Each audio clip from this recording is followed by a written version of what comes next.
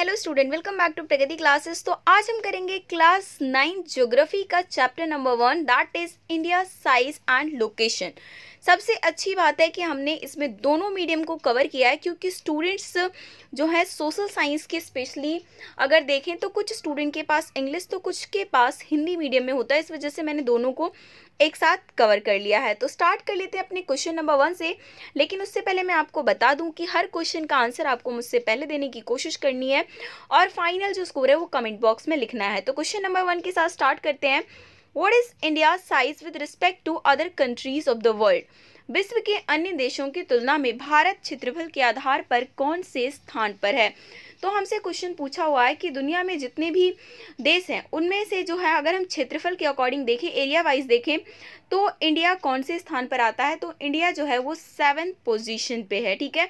लेकिन अगर आपसे क्वेश्चन में पूछ लेता है कि जनसंख्या के आधार पर कौन से स्थान पर है, तो जनसंख्या के आधार पर भारत हमारा दूसरे नंबर पर है, जबकि जनसंख्या के आधार पर पहले नंबर पे चीन, दूसरे नंबर पे भारत है। वहीं क्षेत्रफल के हिसाब से देखें तो पहले नंबर पे रूस और 7वें नंबर पर भारत है। बाकी आपको ज़्यादा कुछ याद करने की ज़रूरत नहीं है। नेक्स्ट है, विच of the following figure shows the total area of India's land mass? Bharat का कुल भौगोलिक क्षेत्रफल कितना वर्ग किलोमीटर है? ठीक है, तो हमसे पूछा हुआ है कि टोटल जो ज्योग्राफिकल एरिया है हमारे इंडिया का वो कितना है। तो एक तो इसमें जो है ना ऑप्शन का भी खेला हो जाता है। कभी आपको अगर लाख में दे देंगे तो थोड़ा सा अलग, मतलब थोड़ा सा आपको कनेक्ट करना आना चाहिए। देखिए यहाँ पर तो हमारा करेक्ट आंसर हो जाएगा 3.28 मिलियन स्क्वायर किलोमीटर। लेकिन अगर लाख में अगर आपको दिया रहे ना ऑप्शन तो भी आपको डरना नहीं है। सिंपल क्या हो जाएगा 32.8 लाख वर्ग किलोमीटर स्क्वायर, ठीक है। तो 32.8 लाख में बोले तो ये, और मिलियन में बोले तो 3.28, क्योंकि हमें भी पता है कि 10 लाख में लाकर 1 मिलियन हो जाता है। इस वजह से ये पॉइंट हटकर यहाँ गया है। तो सेकंड का बी ऑप्शन करेक्ट हो गया। बाकी अगर लाख में आपसे पूछेगा तो ये आंसर होगा, ठीक है।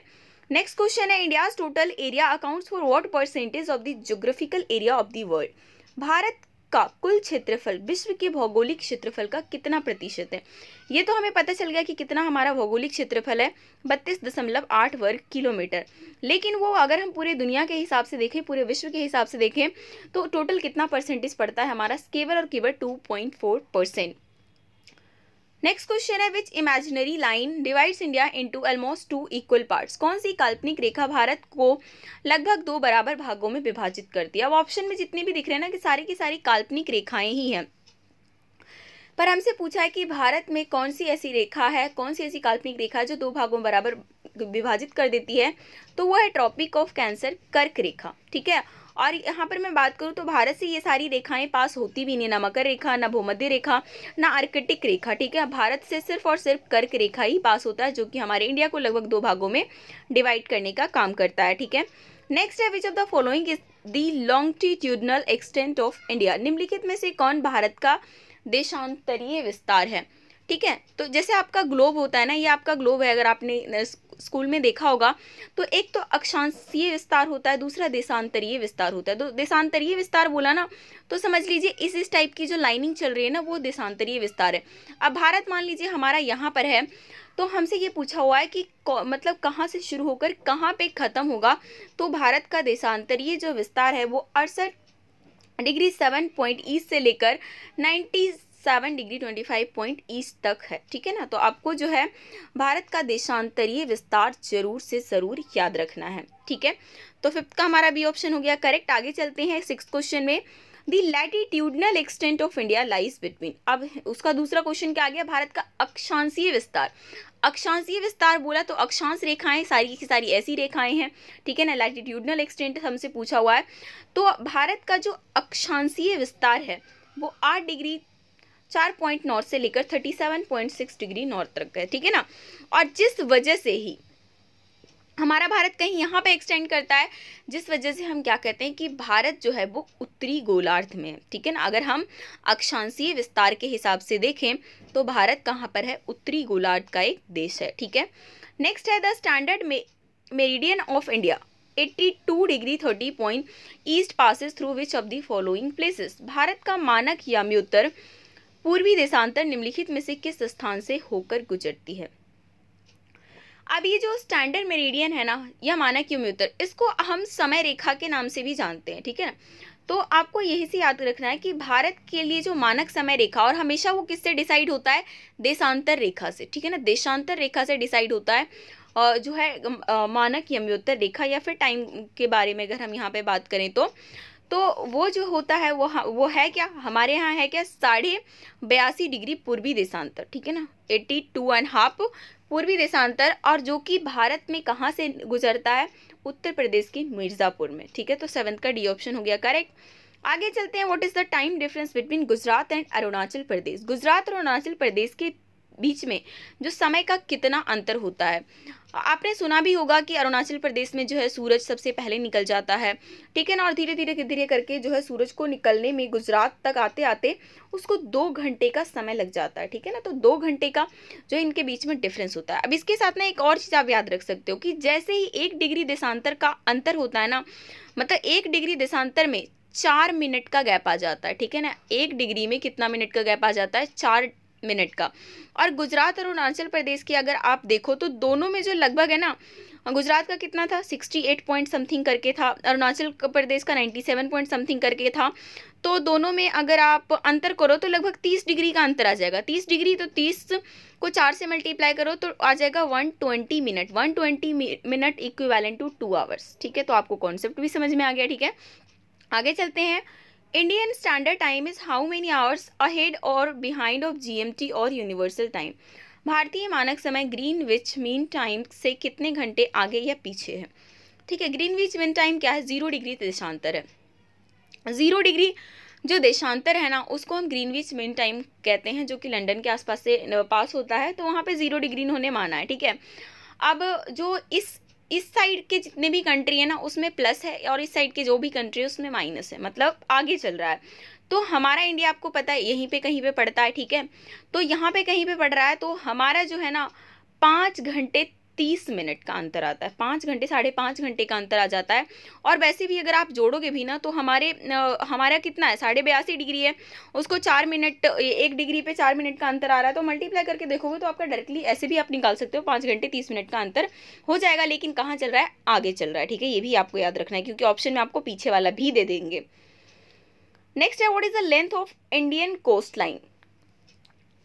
जो है हमसे पूछा हुआ है कि भारतीय समुद्र तट की कुल लंबाई कितनी है। भारतीय समुद्र तट मतलब कि जैसे आपका भारत है, तो ये प्रायद्वीपीय भारत है जो कि समुद्री सीमा बनाता है। तो हमसे पूछा हुआ है कि यही जो समुद्री तट है ना, इसकी कुल लंबाई आपको बताना है। तो ये वो कितना है, 7516 किलोमीटर। नेक्स्ट है, what is the approximate length of India's land boundary. Bharat की स्थलीय सीमा की लंबाई कितनी है। ये प्रायद्वीपीय को छोड़ दो, जहाँ पे समुद्र है, तो इधर हमारा गुजरात हो गया, ये जम्मू कश्मीर हो गया। मुझे मैप तो इतना खास आता नहीं बनाना। तो ये बेसिकली हमसे पूछा हुआ है कि जो स्थलीय सीमा की लंबाई है ना वो कितनी है, ठीक है ना। तो स्थलीय सीमा की लंबाई भी आपको याद रखना है, 15,200 किलोमीटर। और अगर आपसे पूछे कि वो जो समुद्री सीमा कितना बनाता है, तो वह 7516। नेक्स्ट क्वेश्चन है, tropic of cancer does not passes through which of the following. कर्क रेखा निम्नलिखित में से किस राज्य से नहीं गुजरती है। सबसे पहले तो अगर आपको पूरे अच्छी तरीके से अगर पता हो कि कहाँ से गुजरती है, तो आप नहीं अपने आप ही निकाल लेंगे। तो यहाँ पर तो पहले आपको बता दें कि भारत में जो कर्क रेखा है ना, वो टोटल 8 राज्यों से होकर गुजरती है। ये क्वेश्चन भी पूछ लेते हैं आपसे कभी कभी कि भारत में कर्क रेखा कितनी राज्यों से गुजरती है, तो 8 राज्यों से गुजरती है।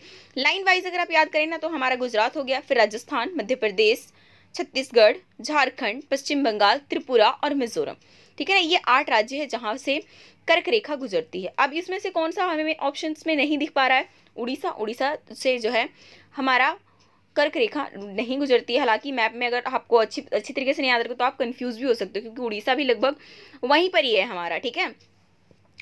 लेकिन कंफ्यूज नहीं होना है, हमारा क्या है, गुजरात, राजस्थान, मध्य प्रदेश, छत्तीसगढ़, झारखंड, पश्चिम बंगाल, त्रिपुरा और मिजोरम, ये 8 राज्य जहां से कर्क रेखा गुजरती है। नेक्स्ट क्वेश्चन है, विच of the following state does not share any international boundary. निम्नलिखित में से कौन सा राज्य कोई भी अंतर्राष्ट्रीय सीमा साझा नहीं करता। अंतर्राष्ट्रीय सीमा बोले तो कोई ऐसा राज्य जो कि किसी पड़ोसी देश मतलब विदेश की कोई दूसरे देश के साथ जुड़ा हुआ है। राजस्थान के बारे में बात करें, पाकिस्तान से इसकी सीमा बनती है। वेस्ट बंगाल से बात करें, बांग्लादेश से इसकी सीमा बनती है। उत्तराखंड की बात करें, नेपाल से इसकी सीमा बनती है। लेकिन मध्य प्रदेश एक ऐसा राज्य है जिसकी कोई अंतर्राष्ट्रीय सीमा नहीं बनती और वैसे भी ये बीच में है, जिस वजह से इसको भारत का हर्ट भी कहते हैं, दिल के रूप में इसको जाना जाता है। तो मध्य प्रदेश कोई भी अंतर्राष्ट्रीय सीमा साझा नहीं करती है। Uttarakhand, Uttar Pradesh, Bihar, West Bengal and Sikkim have common frontiers. Uttarakhand, Uttar Pradesh हो गया, बिहार हो गया, पश्चिम बंगाल हो गया, सिक्किम हो गया, ये सारे के सारे ना, ये पांचों के पांच राज्य किसी एक देश के साथ अपनी सीमाएं साझा करते हैं, ठीक है। और वो देश कौन सा है? तो वो देश कोई और नहीं बल्कि हमारा नेपाल है, ठीक है ना। 14 का सी, एकदम पड़ोसी देश जिसके साथ हमारे काफ़ी संबंध भी सही रहते हैं, वहाँ जाने के लिए हमें वीज़ा वगैरह की भी ज़रूरत नहीं है, ठीक है ना। तो ये 14 का हमारा क्वेश्चन हो गया सी। नेक्स्ट है, विच of the following countries does not share its boundaries with India. निम्नलिखित में से कौन सा देश जो है भारत के साथ अपनी सीमा साझा नहीं करता है। अब देखिए, भारत के साथ ना कौन कौन सीमा साझा करते हैं। तो भारत के साथ म्यांमार भी सीमा साझा करता है, चीन भी करता है, पाकिस्तान तो करता ही है, लेकिन जापान जो है वो भारत के साथ अपनी सीमा को साझा नहीं करता है। तो यहाँ पर 15 का सी ऑप्शन हो जाएगा करेक्ट। आगे चलते हैं नेक्स्ट क्वेश्चन में। How many island countries are neighbours of India. Bharat के पड़ोसी देश में कितने द्वीप देश हैं, ठीक है ना। वैसे तो भारत के 9 पड़ोसी देश हैं, ठीक है ना। भारत के कितने पड़ोसी देश हैं? टोटल 9 है, लेकिन उसमें जो है 2 ऐसे देश हैं जो कि आइलैंड कंट्री है, ठीक है ना। आइलैंड कंट्री जिसके चारों तरफ पानी ही पानी होता है, तो वो 2 आइलैंड कंट्री की वजह से हमारा तो आंसर तो 2 हो जाएगा। लेकिन आपको ये भी पता होना चाहिए कौन कौन से हैं वो 2 देश। एक तो श्रीलंका ही हो गया और दूसरा मालदीव है। श्रीलंका और मालदीव 2 ऐसे पड़ोसी देश हैं जो कि द्वीपीय देश हैं। इसके अलावा 7 और जो देश है ना, उसका नाम भी आप याद रख सकते हैं। चीन हो गया, पाकिस्तान, नेपाल, भूटान, म्यांमार, बांग्लादेश और अफगानिस्तान, ठीक है। तो 7 वो हो गए, 2 ये हो गए हमारा जो है श्रीलंका और मालदीव। तो टोटल मिलाकर 9 पड़ोसी देश हो गए। नेक्स्ट है, which is the largest state in India. Bharat का सबसे बड़ा राज्य कौन सा है? भारत का सबसे बड़ा राज्य पूछे ना तो आप बिल्कुल मत सोचना कि आपसे जनसंख्या के हिसाब से पूछ रहा है, बिल्कुल नहीं। क्षेत्रफल के हिसाब से पूछ रहा है। जनसंख्या के हिसाब से पूछेगा तो स्पेशल मेंशन करेगा।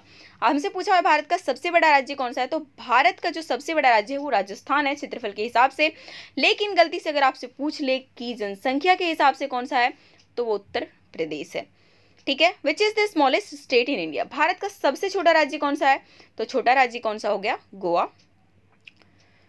अब नेक्स्ट है, where are the Andaman and Nicobar island located. Andaman और निकोबार द्वीप समूह कहाँ पर स्थित है, ठीक है ना।